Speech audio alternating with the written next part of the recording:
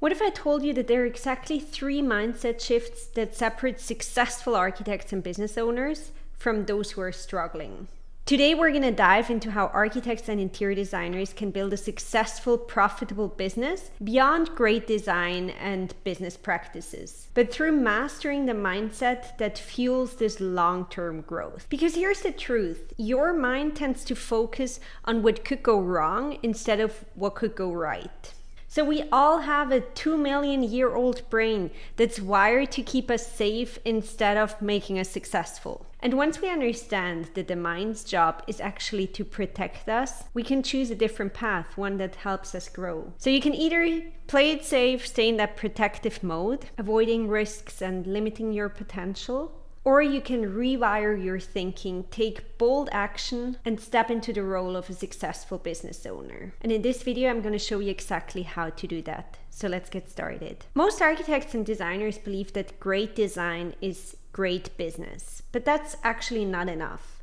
So you must start to think like a business owner. You're not just a creative professional anymore. And before we transition into what kind of mindset a successful business owner has, I want to show you 2 examples from the architecture world. Now, do you know who this man is?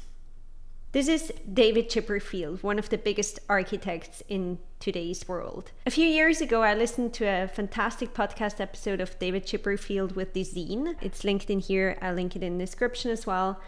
And it was really eye-opening for me. It starts with David saying, "I don't have innate creative talent. In that sense, I feel a bit of a fake." So even though he thinks he's not very talented, he's managed to build an impressive global architecture firm and create a strong brand of a star architect. And in the episode, he walks us through his story, starting with saying that as an architect, you walk out of university thinking people will knock on your door, and you quickly realize that was not true. That definitely happened to me, and I guess you can also relate to it. There are a few things that set him apart as a successful architect that I want you to take notes on. First of all, David Chipperfield talks about feeling an imposter. So if we are not feeling as imposters, means we're not doing enough. He says that you have to invent your role. He was not born building museums, and nobody waited for him to build museums for the world. And he walks us through his story of how they started designing shops actually that paid the bills, and that also funded the competitions they were doing on museums and the big buildings. So again, he was not born building museums, and he didn't wait for the opportunities to come to him, but he created them. And when the time came and they wanted to build a company, they positioned themselves as the firm they aspired to be and not just what they were at the time. They presented all their projects together, a few of those build projects, and mainly competition projects, which made it look like a real office. So they positioned themselves as the firm they aspired to be and not just what they were at the time. Because honestly, they were just building small shops and doing competitions as a hobby in a way. He also talks a lot about anxiety. So if we don't have anxiety, again, we're not doing enough. He gets out of his comfort zone into a new culture, Japan, taking huge risks because he was completely new in that culture and had to compete with the local people. And one thing that really stuck with me that I see a lot of architects and interior designers don't focus enough on is that, in his word, every opportunity brought a great project. So he understood the value of each project. For example, the shops, they were not his dream projects, but they made the most out of them to have a cool portfolio. And most importantly, these shops funded the museum competitions. So they allowed them to work on their future. Again, he created the environment to make even the smallest projects work for his big vision. Now, I want you to pause for a second and think about what are the projects you need to take on today to get where you want to be tomorrow. And what do they need to do for you? What are your shops? Now, do you know who this man is? It's Bjarke Ingels from Big Architects. Do you know who the woman is? She's Sheila Sogard. Don't know if I'm saying that correctly. She's the CEO of Big, and actually the person responsible for big growth. I guess we're all gonna agree Bjarke Ingels is one of the most visionary architects of our time. But he knew that vision alone wouldn't scale his business. At a very low point in his business, even though he had a company with 45 employees, he was in a bad financial situation. And that's when he decided to hire Sheila Sugard as his CFO, and she very quickly converted into the CEO of the company. So this move is what turned Big into that globally recognized and financially thriving company it is today. Not saying you need to become the next Big, but we can definitely all learn something from their growth strategy. The key growth steps Sheila took to take Big to the next level started with optimizing cash flow. Sheila insisted on getting paid before work was delivered and setting up a contract before any type of work was delivered. That's important because you need to be able to pay your bills, pay your employees, and have the money now to invest in your marketing of the future and fill your pipeline for the next few months. Now, she took a few months of just running after every client that had not paid for their work up until that point. And from then on, she insisted in getting paid before work was delivered. And as the co-founder of a marketing agency for architects and interior designers, I work closely with different types of business owners, small firms, but also bigger ones. And what I see is that architects in general struggle a lot with when sending out the invoice. They always think it's a bad moment. They first need to over-deliver. And there's always some delays because of permitting process, because of changes clients want. It's really important to understand that getting paid is something very transactional that goes with the work you deliver, and the client knows that. Try to separate your emotions and the deliverables from that payment, because it is important for your business to be successful that you ask for your payment. The next thing she did was defining Big's business strategy and growth plan. She shifted Big from a project by project survival mode to a long-term sustainable growth strategy by positioning Big as a premium firm with global influence, expanding their services beyond just design. They also started offering urban planning, innovation, sustainability consulting. That was obviously possible because they had a team of over 40 people. A great strategy for two reasons: to get in some cash while your projects might fluctuate and not having to let go anyone, but also to position your brand. Now we're going into the most important step she took. She implemented a premium pricing strategy. She set pricing according to the created value. So when she started working for the company, she had just bought a house, and she realized that architects charge for, in her area, that was at the time 2% of the construction cost, and the realtor charges 4% of the sales price. That is more than double of what the architect makes.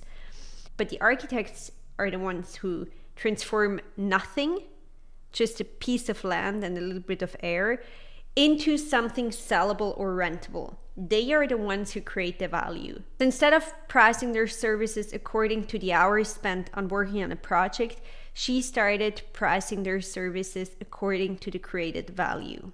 Now think about this next time you make your proposal. Now, before we move on, do you have anyone, an architecture business owner or interior design business owner, that really inspires you and that you look up to?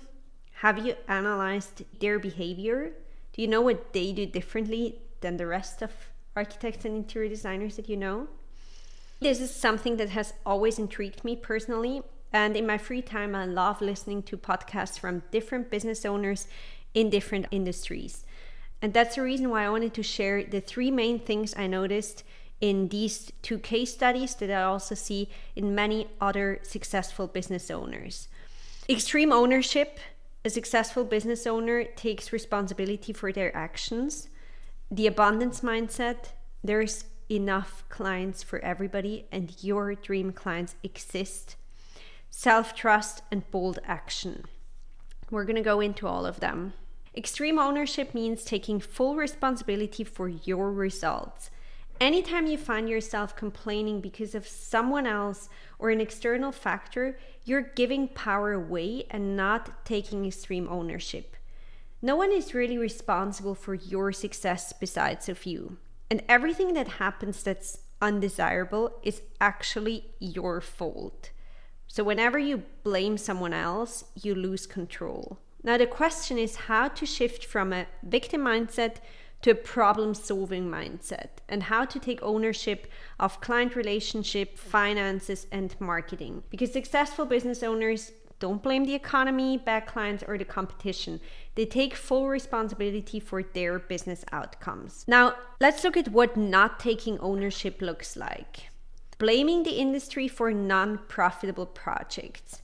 Now, take a step back and think about, did you calculate your fees properly? Are you ignoring poor time management? Did you spend 20% more time on the project than what you had initially calculated in the proposal? And if your clients complain about high fees, they don't care about your years in business, but about what they value, and it's your responsibility to package your expertise into something they value. So my question to you, did you pitch based on value? And we'll go deeper into that when we cover the abundance mindset. Now, complaining about demanding clients. Whenever a client complains, ask yourself if it's a problem of your service or your communication, or even did you accept unrealistic expectations? Do they know what you expect of them? Because customers pay you for a service. They don't know what it involves. And it's your responsibility to educate them and to guide them through the process. Ignoring poor time management that ties into non-profitable projects. Feeling stuck because you don't have the right connections. There are so many clients out there that are actually looking for exactly what you do. Is it a self-made eco-design? Is it a super high-end personalized luxury kitchen?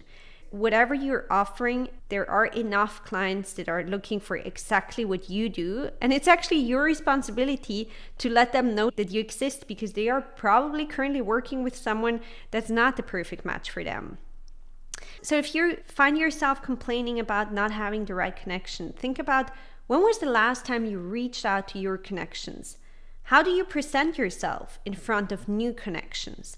And that's where our magnetic offering comes in, what we do with our clients, to really go deep into who are the clients you serve, what makes you unique, and how you specifically help them solve their specific problem and get them to their specific dream outcome. Do you blame your competition for lost projects? And if so, did you market enough? Do enough people know about what you do specifically? Now, it's important to take ownership in every project. Whenever you're taking on a project that isn't ideal, set clear conditions that make it work for you. If the client agrees to those, remind yourself later that you made this decision under those terms. That's, for example, the shops for David Chipperfield.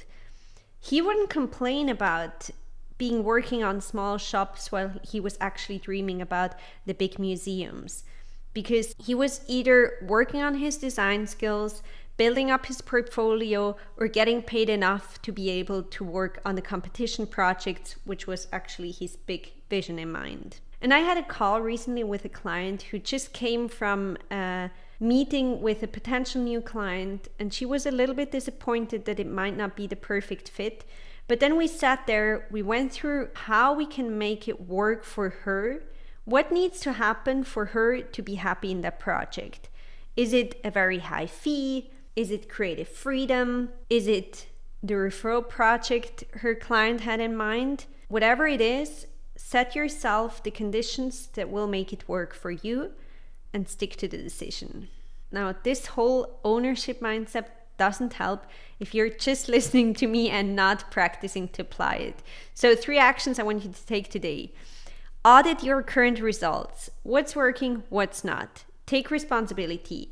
Identify where you can improve without blaming the external factors. And then implement those solutions. Change your communication, your pricing, your marketing, or your sales approach to get there. Just a quick exercise, pause this video, think of one challenge in your business and reframe it using extreme ownership. Now, the second mindset shift successful owners have compared to those who are struggling with their business is the abundance mentality. They know there are more than enough of the right clients and opportunities. And you as architects and interior designers know best that every home is unique. Some people love living in a cozy cabin in the mountains. Others are looking for a loft in the city. Others have a very minimalistic Mediterranean style. Everybody has a very different style. And just like that, an architect or designer with an abundance mentality knows that there are more clients and opportunities than you can think of. So you don't have to compete on price or accept bad fit clients because the world is full of dream clients. You just need to position yourself where they can find you. Let's look at what a scarcity mindset looks like. Feeling like you have to accept low paying or bad fit clients because you think clients are scarce. Competing on price instead of value because you're scared that if you increase your pricing, clients are going to run away. And that's actually true because most of our clients say that's their belief-breaking moment. When they feel they have enough leads, they can increase their prices and pick the right clients instead of lowering their prices to chase after the few leads that get in touch with them. Worrying that marketing yourself makes you salesy. It's not about needing more clients. It's about putting yourself out there so that the right client can reach out to you. Seeing competition as a threat instead of a sign of market demand. There wouldn't be any competition if there wouldn't be a market. Think about it that way. Now, I put this on a separate slide so you can make a screenshot and remind yourself whenever you need it. How can you cultivate an abundance mindset? Instead of thinking, I don't have time to focus on business growth, think, how can I restructure my time to prioritize high impact tasks? Or instead of thinking other designers are already successful in my niche, think about their success proves that there is demand. How can I stand out? What makes me unique? Instead of saying, I have to lower my prices to stay competitive, or I need more projects before I can raise my prices, think about how can I communicate my value effectively? And this is a topic for a completely new video, how to communicate your value based on what your dream clients value. Instead of thinking, I should take whatever project comes my way, think, I get to choose the clients and projects that align with my vision. Or instead of thinking, I don't have the right industry connections, think about how can I build strategic relationships that help me grow. In general, instead of thinking, this doesn't work, find out what do I need to do to make this work.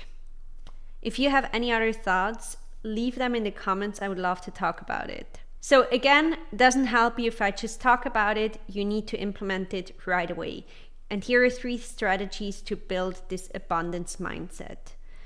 Define your ideal client. Who are they? What do they value? What's their biggest struggle? What's their dream outcome? Position yourself as a premium brand. Showcase your value. Talk about how you guide them through the complex process. And don't just talk about your price and the deliverables. Leverage content and networking. Get visible so the right people can find you. Now, as you see, your premium brand goes beyond your marketing. It's your sales, networking, how you talk about what you do when you meet new people. And if you're here working with us, this is why your magnetic offering is so important. And it should not be just an exercise you do once, but something you think about every time you are at a networking event or you receive a lead and before taking on that project or even that sales call. So pause this video now and think of one belief you have about business scarcity and reframe it into an abundant perspective. If there's one thing we can learn from David Chipperfield, who by the way won a Pritzker Prize in 2023, it's believe in yourself and talk about what you do with confidence. An architect or designer with self-trust confidently stands by their pricing, their design decisions, and their expertise. They know their value and they are not afraid to communicate it. They also recognize when to push back on unrealistic demands and when to walk away from projects that don't align with their goals. Why self-trust is essential? Because if you don't believe in yourself, why should a client? The more you talk about what you do, the more the right clients will see you and your expertise and will want to work with you. What are the signs of lacking self-trust? Hesitating to share your work because you fear judgment. Raise your hand if you've experienced this one. Lowering your prices to win clients instead of standing by your value. Again, raise your hand if you've experienced this one. Overanalyzing decisions and delaying action. Holding back from networking because you don't feel ready. And if you're working with us, this is where your magnetic offering comes in very handy, because you know exactly who you are, what you value, and what you stand for. I know this is a tough one. How do you build self-trust and take action? There are 3 practical strategies that are going to help you here. And again, take a screenshot of this and go back to it whenever you need it. Act first, adjust later. Success comes from iteration, not perfection. You need to put yourself out there, trust the process, that you're going to get better at whatever you do. If you're an architect, you spent 5 to 7 years in architecture school. I bet your first design was not your greatest, but you trusted yourself that you would get to a point where you could stand in front of a client and defend your project. That's how far you've come. And imagine how far you can get in the next 30 years. And risk is a good thing. Bold action leads to bold results. Failure is good. Learn from your mistakes. Be proud of your mistakes. Obviously not of making them, but of the fact that you acknowledge the mistakes and you can learn from them. Now, what's one bold move you've been putting off?